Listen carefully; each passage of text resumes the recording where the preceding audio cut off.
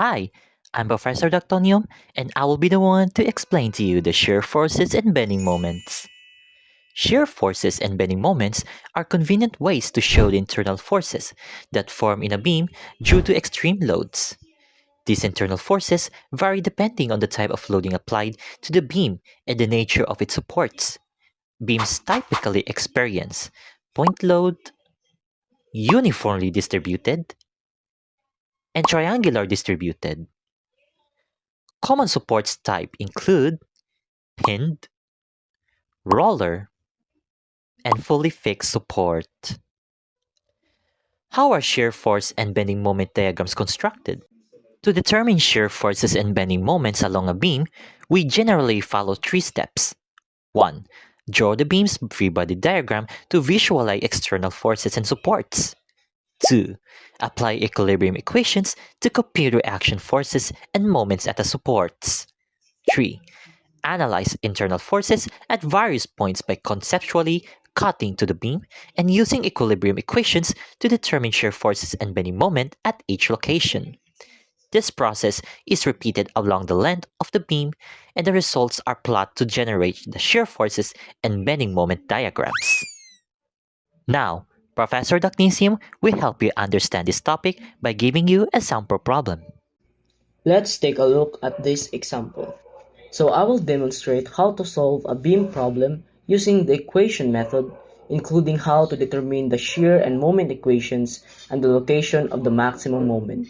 So we are given a simply supported beam with a uniform distributed load of 10 kN per meter over a span of 8 meters, which is divided into two parts for segment AB, which is 5 meters, and segment BC, which is 3 meters. So supports are located at points A and C. So for the step 1, solving for support reactions, we begin with static equilibrium.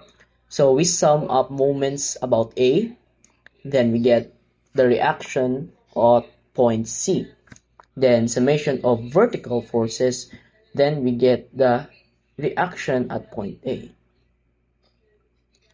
And for step 2, we cut a section at AB. Then we analyze the left side. So for the shear equation, we sum up forces along vertical. So we have the shear equation equal to 34.375 minus 10x.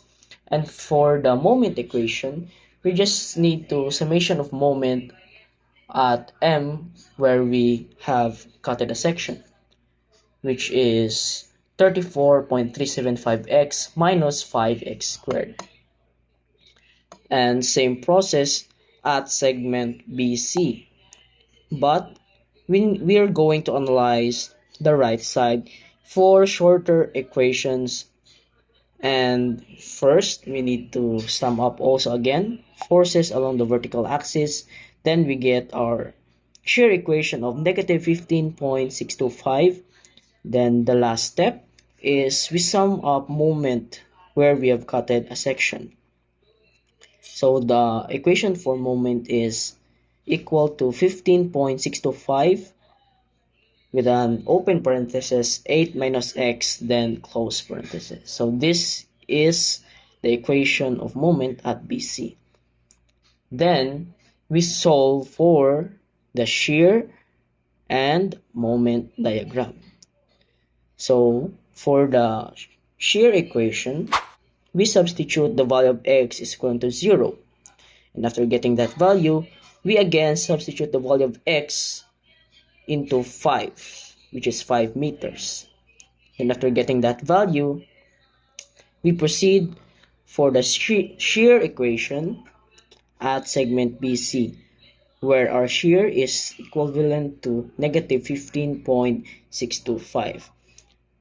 Then, for the last part is solving for the moment diagram. So the first equation for the moment diagram is at segment AB, which is 34.375x minus 5x squared. Same procedure, we substitute the value of x is equivalent to 5. Then after getting that value, in order to close the diagram, we proceed for the moment equation at segment BC. Then after that, we need to replace the value of x is equivalent to 8. And therefore, we have already closed our diagrams. Then the last step is we need to get the value of the highest moment, which is our x is equivalent to 3.4375. I have got that value by dividing the value of shear, which is 34.375, by the uniform load of 10 kilonewton per meter.